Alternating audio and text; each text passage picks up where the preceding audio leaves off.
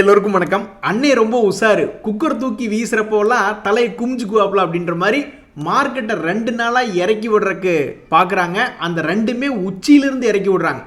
அதனால் என்ன ஆகுதுன்னா க்ளோசிங் பேசிஸில் பாசிட்டிவாகவே நம்மளுடைய மார்க்கெட் க்ளோஸ் ஆயிடுது. எதுக்காக இப்படி பண்ணுறாங்க அப்படின்னா எல்லாருமே ரொம்ப உஷாராக இருக்காங்க. இன்றைக்கி அமெரிக்காவிலேருந்து ஒரு பெரிய நியூஸ் அப்படின்றது வரும். அது நம்மளுடைய மார்க்கெட் முடிஞ்சு வர்றதுனால இன்றைக்கி இம்பேக்ட் ஆகாது, நாளைக்கு இம்பேக்ட் ஆகும். அதனால் எல்லாமே பொறுத்து பண்ணலாம். நாளைக்கு வேறு வீக்லி எக்ஸ்பைரி வருது அப்படின்ற ஒரு காரணத்தினால மார்க்கெட் ரொம்ப உஷாராக இருக்குது. இந்த சமயத்தில் நம்மளுடைய மார்க்கெட் மேலே வர்றதுக்கு நிறைய பேங்க்குக ஹெல்ப் பண்ணியிருக்கு. Reliance industries, heavy weightage companies எல்லாம் ஹெல்ப் பண்ணியிருக்கு அப்படின்னு நம்ம எடுத்துக்கிட்டாலும் கீழே இறக்கி விடுறதுக்கு முக்கியமான காரணம் என்ன அப்படின்னு பார்த்தீங்கன்னா ஐடி ஸ்டாக்ஸுகளும் அதுக்கப்புறம் எம்என்டமும் தான். என்னம்மா இப்படி பண்ணுறீங்களேம்மா அப்படிங்கிற மாதிரி நம்ம ஜோதி லேப்ஸ் ஷேர் அப்படின்றது வந்து ஒரு முக்கியமான தருணத்தில் இருக்குது. அவன் இருக்கக்கூடிய பாயிண்ட் பார்த்தீங்கன்னு வச்சிங்களேன், நம்ம ஈஸியாக என்ன கெஸ் பண்ணலாம் அப்படின்னா ஏற்கனவே அவனுக்கு ஒரு 2 முறை ரெசிஸ்டன்ஸ் பாயிண்ட்டாக இருந்த இடம் அப்படின்ற மாதிரி ஒன்று இருக்குது. ஸோ அப்போ அவன் இங்கிருந்து மறுபடியும் எங்காவது கீழே வந்துடுவானா இல்லை அவனுடைய பழைய ஹையை நோக்கி போவானா அப்படின்ற ஒரு புரியாத புதிர் தான் இந்த ஜோதி லேப்ஸ். என்னை பொறுத்த வரைக்கும் இந்த ஸ்மார்ட் மணி கான்செப்டில் இருக்கிறவங்க இந்த ஸ்டாக்கு கீழே விழுந்ததுனா தான் வாங்குறதுக்கு பார்ப்பாங்க, அல்லது மேலே போயிட்டு மறுபடியும் ஏதாவது ஒரு ரீட்ரேஸ்மெண்ட்டில் வந்து விழுந்ததுனா தான் வாங்குறதுக்கு பார்ப்பாங்க. மற்றபடி இதில் பணம் போடுறது அப்படின்றது ரொம்ப ரொம்ப ரேர். நண்பர்களே, ஒரு ஷேர் ஒன்று பார்த்துட்டு இருந்தேன், சேரா சானிட்டரி வேர் அப்படின்றது பில்டிங் மெட்டீரியல் ரிலேட்டடான கம்பெனி. இந்த கம்பெனியினுடைய ஒரு அட்வான்டேஜ் பாயிண்ட் என்ன அப்படின்னு பார்த்தோம்னா எஃப்ஐஐஸ் டிஏஎஸ் இவங்க 2 பேரும் ஓரளவுக்கு சொல்லிக்கொள்ளும்படியான ஹோல்டிங் பர்சன்டேஜ் வச்சுருக்காங்க. இந்த கம்பெனியுமே வந்து ஒரு லாபகரமான கம்பெனியாக தான் இயங்கி கொண்டிருக்கிறது. 10 வருடங்களுக்கு முன்னாடி 46 கோடி லாபம் பண்ணிக்கிட்டு இருந்தவங்க இப்போல்லாம் 239 கோடி, அதாவது வளரும் பருவத்தில் இருக்காங்க. ஸோ இந்த கம்பெனி ஒருவேளை தொடர்ந்து மேல் நோக்கி வர்ற மாதிரி இருந்தால் தற்சமயத்துக்கு பார்த்தீங்கன்னா ஒரு குறிப்பிட்ட ரேஞ்சில் சப்போர்ட் எடுக்கிறான். இந்த சப்போர்ட் ஒரு வேலிட் ஆகி தொடர்ந்து மேல் நோக்கி போகிற மாதிரி இருந்தால், எப்படி இதுக்கு முன்னாடி இப்படி 2 முறை ஏறி இருக்கானோ அதே மாதிரி 3வது முறை ஏறினால் இந்த ஷேர்லாம் ஒரு 10,000 ரூபாயை லாங் டேர்மில் போய் தொடக்கூடிய ஒரு சான்ஸ் இருக்கிறதா தான் நான் பார்க்குறேன். அதே மாதிரி காரிசில் அப்படின்ற ஒரு கம்பெனி, இந்த கம்பெனியினுடைய ஒரு அட்வான்டேஜ் பாயிண்ட் என்ன அப்படின்னு பார்த்தீங்கன்னா இதுலேயும் முதலீட்டாளர்களில் எஃப்ஐஐஸ் அப்படின்றவங்க கொஞ்சம் கொஞ்சமாக அவங்களுடைய ஹோல்டிங் பர்சன்டேஜை இப்போ இருக்கிறதுலே ஹையஸ்ட் வச்சுருக்காங்க, 7.32 அப்படின்ற பர்சன்டேஜ். இவங்க இருக்கிறதும் ஒரு எவர்கிரீன் செக்டர். ஹோமுக்கு தேவையான kitchen sinks, stainless steel kitchen sinks, அந்த மாதிரி ரொம்ப முக்கியமான விஷயங்களை செய்யக்கூடிய ஆளுகளாக இருக்காங்க. இவங்களுடைய பிஎன்எல் எப்படி இருக்குது அப்படின்னு பார்த்தீங்கன்னா இதுவும் மிக அருமையான வளரும் பருவத்தில் இருக்குது. இதை எதை குறிக்குது அப்படின்னா நம்மளுடைய நாடு டெவலப்பிங் நேஷன்லேருந்து டெவலப்டு நேஷனாக போகக்கூடிய வாய்ப்பை தான் அதை காமிக்குது. ஸோ 5 கோடியிலிருந்து இவங்களுடைய வருமானம் இப்போ 58 கோடிக்கு போய்கிட்டு இருக்கு. அடாடா, இவங்களுடைய ப்ராடக்ட்ஸ் எல்லாம் பார்க்கறதுக்கு ரொம்ப அழகாக தான் இருக்குது. மக்கள் வந்து எதை நோக்கி போகிறாங்கன்னா கனவு இல்லைன்ட்டு கண்டதையும் வேற லெவலில் செலவு பண்ண தான் போயிட்டு இருக்காங்க. அதனால தான் நம்ம என்ன பார்க்குறோம், இவங்களுடைய லாபமெல்லாம் வந்து 5 கோடியிலிருந்து 58 கோடி வந்திருக்கு. இனி 58 கோடியிலிருந்து 580 கோடி போனாலும் ஆச்சரியப்படுறதுக்குள்ள இன்னொரு 10 வருஷத்தில். ஆக இந்த காரிசில் அப்படின்ற கம்பெனி தற்சமயத்துக்கு இவனும் வந்து ஒரு முக்கியமான சப்போர்ட் எடுத்து ட்ரேட் ஆகிட்டு இருக்கான்.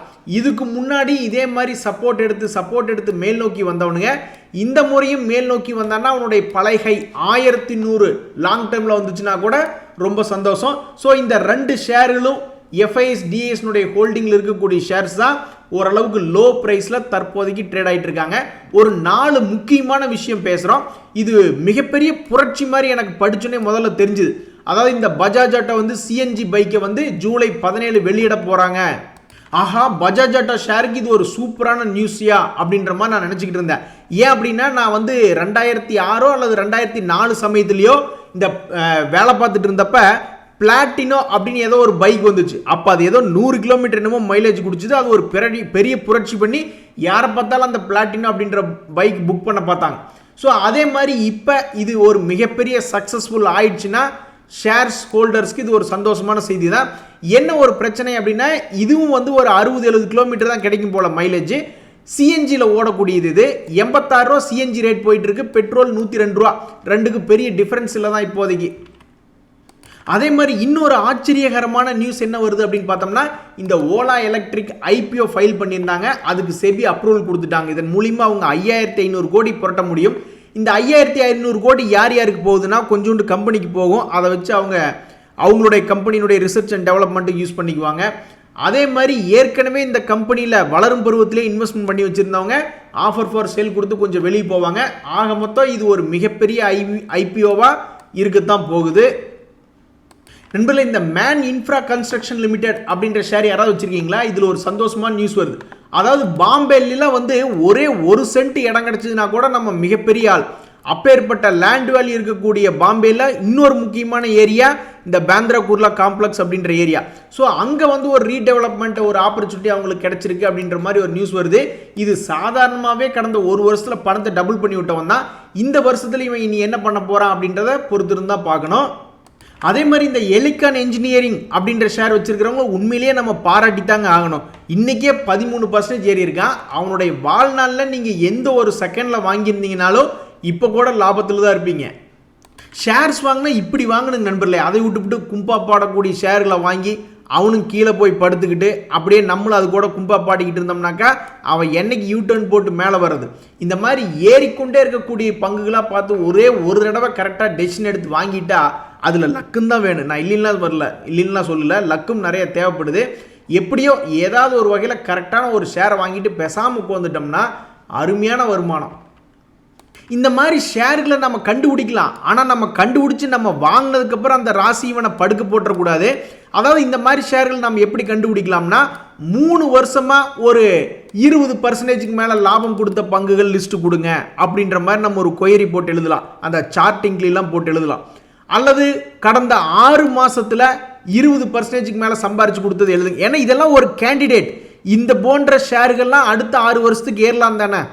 அப்போ கடந்த 1 வருஷத்தில் 40% மேலே சம்பாரிச்சு கொடுத்த பங்குகள் ஏதாவது இருக்கா? இந்த மாதிரி நம்ம கொயரி போட்டு எழுதினோம்னா ஒரு 200-300 ஷேர் வருதுன்னு வச்சிங்களேன்.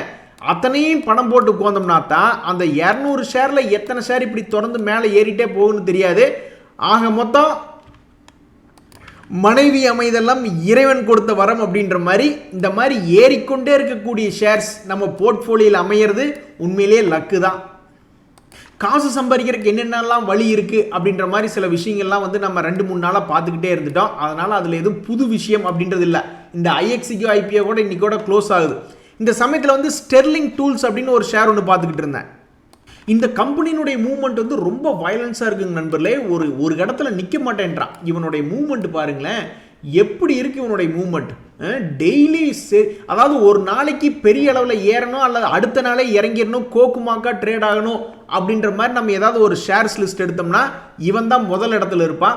ஸோ அப்பேற்பட்ட இந்த பங்கு இவனுடைய பழைய கையை தொடர மாதிரி இருந்தாவே 450 ரூபா வரணும், இன்னொரு 70 ரூபா பக்கம் ஏறி வரணும்.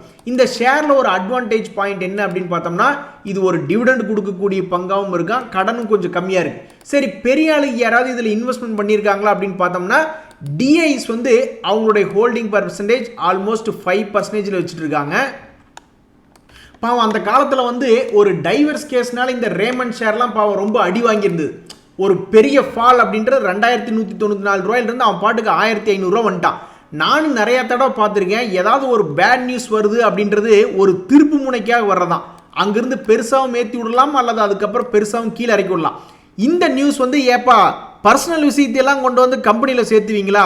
ரேமண்ட்ல இந்த பிரச்சனைனால எந்த பிரச்சனையும் கிடையாது அப்படின்ற அவங்களுடைய மேனேஜ்மெண்ட் பேசினதுக்கப்புறம் இவன் பாட்டுக்கு 1500 ரூபாயிலிருந்து இப்போ ஆல்மோஸ்ட் பணத்தை டபுள் பண்ணி விட்டான். ஸோ நம்மளுக்கு தேவையெல்லாம் ஒரு நியூஸ் வரணும். அந்த நியூஸுக்கு அப்புறம் 1 வருஷத்தில் பணத்தை டபுள் பண்ணுவானா அப்படின்றதான் நம்ம பார்க்கணும். எப்படி எங்களுக்கெல்லாம் கட்டுப்படியாகும் அப்படின்ற மாதிரி ஒரு 60 பைசா நியூஸ் ஒன்று எடுத்துகிட்டு வந்திருக்கேன். ஐசிசி ப்ரூடென்ஷியல் லைஃப் இன்சூரன்ஸ் வெறும் 60 பைசா டிவிடெண்ட் கொடுத்துருக்காங்க.